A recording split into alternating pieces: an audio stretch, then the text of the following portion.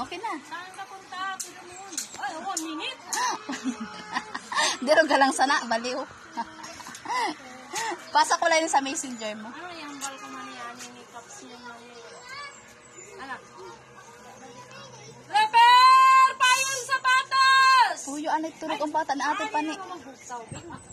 Baliw talaga to. Repair! Repair! Repair! Repair! Repair! Repair! Repair! Repair! Payong apatot!